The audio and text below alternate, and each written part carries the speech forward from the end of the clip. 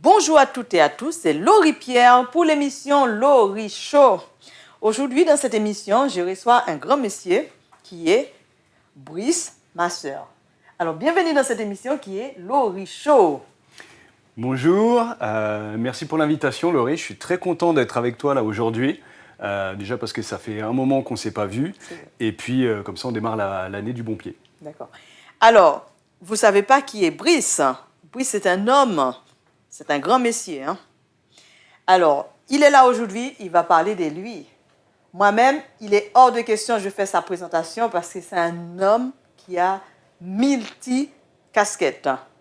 Il est impossible que je parle de lui. Je préfère c'est lui qui parle de lui-même. Parce que pour moi, il est tout petit là, mais c'est un grand homme.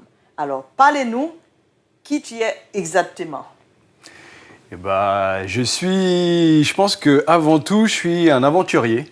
En fait, j'ai fait beaucoup de choses dans ma vie parce que j'ai jamais réussi à m'intéresser à une seule thématique. J'ai toujours été très curieux et je me suis toujours donné les moyens de faire ce que j'avais envie de faire. Alors parfois avec des erreurs, parfois avec des difficultés, mais voilà, j'ai toujours essayé de me porter vers des choses qui me paraissaient intéressantes.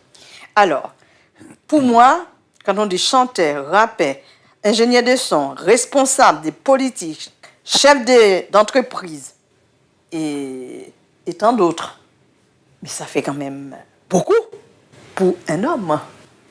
Alors, j'ai commencé très jeune et je travaille énormément. Donc forcément, dans une semaine, quand je fais 2 fois, 3 fois, 4 fois plus d'heures que quelqu'un de lambda, je peux faire 4 fois plus de choses. Et oui, c'est vrai, là, dans tous les titres que tu donnais, tu parles de musique. Voilà, à l'époque, hein, c'est un petit peu comme tous les jeunes, on est intéressé par le côté un petit peu musical, musique urbaine. Moi, j'ai grandi dans le 93, donc tout ce qui est rap, etc., c'est des choses qui nous bercent. Et puis, moi, je ne me considérais pas suffisamment bon comme rappeur, mais j'avais envie de faire quelque chose. Donc, je me suis tourné vers la production. Ok. Et j'ai commencé à enregistrer. Le premier studio où je suis allé, je crois que c'était dans le 92, à ici les Moulineaux. Okay. C'est un monsieur qui s'appelait Wolf qui tenait ce studio à l'époque. D'ailleurs, j'en profite, hein. Wolf, je te fais un petit coucou. Et puis ensuite, je suis parti à Vitry, où là j'ai commencé à enregistrer une compile. On m'a formé aussi à tout ce qui est prise de son, etc. Et rapidement, j'ai géré avec un ami là-bas un studio d'enregistrement où on faisait venir pas mal d'artistes urbains. D'accord. Et là, c'est que peut-être qui va choquer les fans de l'émission, représentant politique.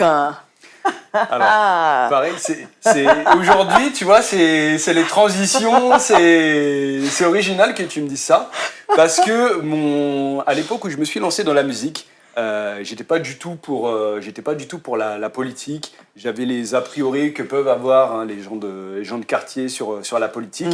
Et la première compilation que j'ai fait, ça s'appelait Candidat pour 2007. Et en fait, j'avais invité des artistes de toute l'Île-de-France. Donc vraiment tous les départements, 77, 78, Paris, 92, 91, 93, 94, vraiment tout le monde pour pouvoir s'exprimer dessus. Et l'idée, c'était que les gens puissent donner leur avis sur la politique. Et à l'époque, donc moi, je m'intéressais pas du tout à ça, ou en tout cas, je pensais que je m'intéressais pas du tout à ça, mais finalement, c'était déjà un premier pied là-dedans. Et puis plus tard, oui, je me suis lancé en politique, notamment pour les municipales.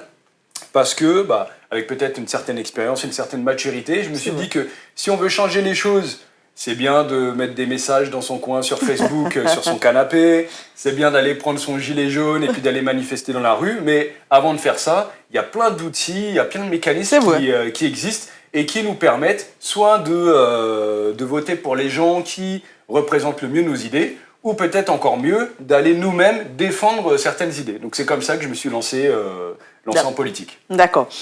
Ok, déjà, vous voyez déjà, il y a beaucoup. Mais là, on est encore loin d'être défini de cette histoire de Monsieur Brice, parce que quand je dis multiples casquettes, je ne sais pas combien de têtes qu'il a, mais bon, mais pour moi, là, il a une tête. Mais bon.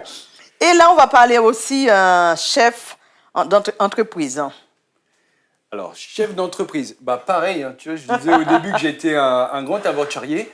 il y a des gens qui se disent, tiens, moi je vais me lancer dans le business pour avoir les doigts de pied en éventail, ou aller boire des cocktails à Dubaï. Ouais, c'est pas ça. Moi, en fait, de base, j'aimais créer des choses et je me suis pas dit, tiens, je vais être chef d'entreprise. C'est qu'en fait, moi, le premier business que j'ai fait, c'était dans l'Internet. Je commençais à créer des sites Internet et je mettais de la publicité dessus.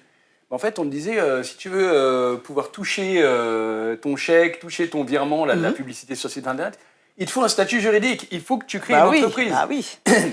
Parce qu'en fait, en vrai, en France, quand tu fais un business, à partir du moment où tu veux toucher ton argent légalement, il faut que ça soit déclaré. Il faut que ça soit déclaré. Et donc, il faut que tu crées une structure. Donc moi, c'est comme ça que j'ai mis un pied dans le business. Je ne me suis pas dit, tiens, je veux être chef d'entreprise. J'ai commencé à faire des choses et en fait, naturellement, j'ai dû créer des structures, me développer, me former, etc., etc. Ok, là, on va y arriver tout doucement. Alors, nouveauté cette année 2023, on va dire, parce que bon, l'année 2024, c'est encore tout nouveau pour nous. On parlait de l'année dernière, l'année 2023 qui vient de se terminer.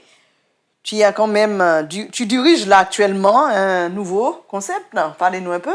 Ouais, c'est ça. Donc, ouais, tu vois, j'étais pas assez occupé. Il a fallu que je me rajoute des activités encore en plus. Et donc là, depuis l'été 2023, je m'occupe d'un concept qui est Other. Donc, je m'occupe de ça sur Paris. Okay. Le but, en fait, c'est de faciliter la mise en relation interréseau. C'est-à-dire qu'il y a des tas de clubs d'affaires qui existent, des associations de commerçants, des petits groupes de chefs d'entreprise, des choses comme ça. Ils peuvent avoir un intérêt à travailler qu'entre eux. Il y a certains groupes, hein, tu vois, ils disent ils ont 20 membres, 30 membres, 100 membres, peu importe, ils veulent travailler qu'entre eux. Il y en a d'autres qui sont ouverts. Mais même ceux qui disent qu'ils veulent travailler qu'entre eux, ils peuvent avoir un intérêt ponctuellement à travailler avec d'autres chefs d'entreprise. Je te prends l'exemple des professions de l'immobilier. Bah, souvent, ils travaillent avec le bâtiment, etc. Parce qu'un agent immobilier, quand il va vouloir vendre un bien, il peut avoir besoin de rénovation, il peut avoir besoin de diagnostic énergétique, il peut avoir besoin de tout un tas de choses qui font que, de façon générale, il y a certaines activités avec qui il peut créer facilement du business, créer facilement des synergies. Mais comme tout chef d'entreprise, même si de façon générale ils ont besoin de travailler entre eux, ponctuellement ils peuvent avoir besoin de trouver des gens qui sont de la formation, parce que tout le monde a besoin de se former. Ils peuvent avoir besoin de trouver peut-être un expert comptable. Ils peuvent avoir besoin peut-être de développer leurs compétences dans la partie digitale. Donc toutes ces personnes-là, qui peuvent avoir un intérêt à rester cloisonnées sur une sphère thématique ou un lieu géographique, ils peuvent avoir besoin de toucher d'autres chefs d'entreprise. Et c'est là que moi j'interviens avec mon équipe, notamment via des événements, pour faciliter la mise en relation de ces personnes-là avec d'autres personnes qui peuvent les aider à développer leur activité. Ben, c'est bien. C'est bien parce que je pense que juste ta présentation, là, j'ai l'impression que c'est une biographie, je ne sais plus combien de pages, au moins 5-6 pages. Mais bon, on l'a bien détaillé, c'est l'essentiel, parce que moi, je vais quand même que les fans de l'émission sachent qui est Monsieur Brice, parce que des fois, on nous voit là, bon, ce monsieur, bonjour, mais c'est quand même un homme très important, parce que tout ce que tu nous as raconté là, c'est extraordinaire. Parce que, bon, moi-même, je suis une femme, je suis épatée. Parce que tu es très jeune, hein, déjà, par rapport à ton âge, tu es très jeune pour déjà avoir une biographie comme ça, plein et remplie. Bah, comme je disais tout à l'heure, j'ai commencé très tôt et j'ai fait beaucoup de choses. Et c'est pas fini. Hein. Et c'est pas fini, c'est loin d'être fini même. D'ailleurs, là, tu rebondissais sur le fait que tu es une femme, etc. Bah, là, sur les prochains projets, il y a quelque chose qui va arriver. Ça va être un événement qui va être dédié aux femmes et à l'entrepreneuriat de façon générale. Alors quand je dis l'entrepreneuriat, effectivement ça va être l'entrepreneuriat au sens classique auquel on pense, mais ça va être aussi, tu vois, des femmes qui sont actives, qui font des choses, qui ont des projets, qui essayent de faire avancer un petit peu à leur échelle. Et donc on va élargir avec aussi des femmes qui s'impliquent au niveau associatif, qui mettent en place des choses via des collectifs, des choses comme ça. Donc ça c'est quelque chose qui me tient à cœur pour 2024, de faire un événement dédié aux femmes où on va leur laisser la parole, on va leur permettre en fait de pouvoir montrer tout ce qu'elles peuvent apporter. D'accord. Ben, j'espère que je ferai partie. Évidemment. Évidemment. On ne sait pas. Bon, il faut toujours se mettre en avant. Bon, je me mets en avant quand même parce qu'on ne sait jamais.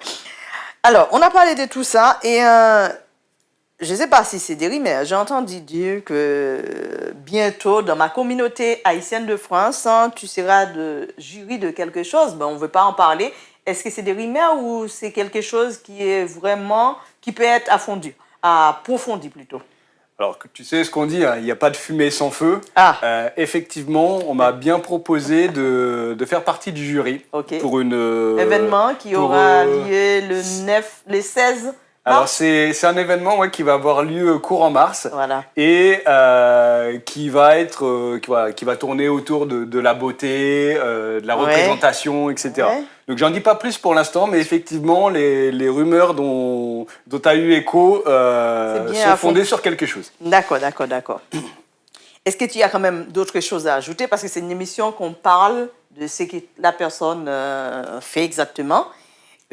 Si tu veux parler d'autres choses, tu peux, parce que comme ce n'est pas une émission qui dure 1 heure ou 2 heures, c'est une émission qu'on veut que la personne parle de lui-même, les points essentiels dans ce qu'il fait comme travail. Est-ce que tu as d'autres choses à ajouter? Oui, déjà, je veux te remercier pour l'invitation aujourd'hui, parce que ça fait un petit moment maintenant qu'on se connaît, qu'on fait des choses ensemble, etc. Ces derniers temps, un petit peu moins, parce que voilà, on a chacun nos emplois du temps, etc. Mais moi, je suis très content d'être dans cette émission-là aujourd'hui et de pouvoir apporter mon petit témoignage, apporter ma petite pierre à l'édifice. Et j'en profite aussi pour ta communauté, pour remercier la communauté haïtienne, parce que j'ai toujours été très très bien accueilli. Tu sais toi-même, j'ai énormément d'amis dans la communauté. Même si je ne suis pas haïtien, j'ai l'impression d'être un petit peu haïtien d'adoption. Donc voilà, je suis vraiment très content d'être là aujourd'hui. Et je tenais à te remercier toi et remercier la communauté pour sa bienveillance. D'accord.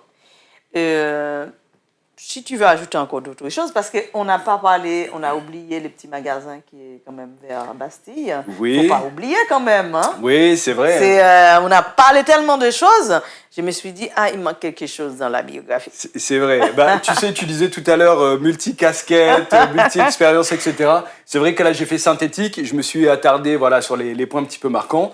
Mais tout à l'heure, je te disais qu'au début, quand je me suis lancé dans l'entrepreneuriat, j'ai commencé par la création de sites internet. Après, je me suis spécialisé. J'ai développé des compétences, etc. Ce qui m'amène maintenant à intervenir dans des écoles de commerce pour former des profils sur tout ce qui va être lié au référencement naturel, l'optimisation des e-commerce, ce genre de choses. Mais avant d'avoir cette expérience, cette légitimité pour venir transmettre ce savoir, j'ai mis en place différentes choses. Donc moi, j'ai commencé par créer des petits e-commerce. Et un de mes derniers e-commerce s'est transformé en un petit réseau de boutiques physiques sur Paris, donc qui est spécialisé dans le CBD. Et donc la boutique dont tu parlais, c'est une de ces boutiques-là. Donc c'est le réseau Purple Store. Et d'ailleurs, juste après l'émission, là, je pars sur la boutique d'Alésia dans le 14e. Donc, s'il y a des gens de ton public qui veulent venir faire un petit coucou, ils seront accueillis avec très, très grand plaisir. Voilà. Tu penses quoi de cette émission qui est Laurie Show? Je trouve que c'est très, très bien. Depuis qu'on se connaît, je vois une évolution, une structuration par rapport à ça. Là, le public ne s'en rendra peut-être pas compte, mais devant moi, j'ai du matériel exceptionnel pour faire des choses vraiment intéressantes. Donc, je suis content là, de la tournure que ça prend. Et moi, de toute façon, tu sais déjà, je vais être là en soutien, en ami pour t'aider dans tes projets, pour que ça avance. Donc là-dessus, il n'y a pas de souci, on est ensemble. D'accord. Pour moi, franchement, c'était un grand plaisir de t'accueillir dans cette émission qui est Laurie Show. Je pense que les publics vont te reconnaître par rapport à ton visage, par rapport à ton nom, parce qu'on a quand même fait beaucoup de choses ensemble depuis quelques années. On tourne ensemble, on va dans des journées politiques ensemble et on fait beaucoup de choses. On était toujours ensemble. C'est vrai, après, on dit dans la vie, tu as quand même d'autres activités autre part, et moi aussi, qui fait qu'on ne s'est pas croisés ces derniers temps. Mais là, aujourd'hui, l'émission nous a quand même réunis pour qu'on puisse parler des choses positives pour 2024. Oui. Et il va y en avoir énormément. Je m'en doute pas. Tu n'es pas prête, hein. Non, Garde ton agenda. Mon agenda va être... Là, pour l'instant, il est il va être rempli, je sais déjà. On a parlé en coulisses. Je sais déjà que ça va être quand même quelque chose de super 2024 pour toi aussi, dans toutes tes affaires. Voilà. Et pour moi aussi, je pense que Laurie Show aussi, cette année 2024 va être quand même quelque chose de très positif parce que, comme je dis, un petit mot en créole, Laurie Show, c'est chaud tout le monde. C'est-à-dire que ce n'est pas que pour quelques personnes, c'est pour tout le monde. Alors, c'est une émission, vous pouvez parler de politique, vous pouvez parler d'association, vous pouvez parler de tout ce que vous voulez dans cette émission.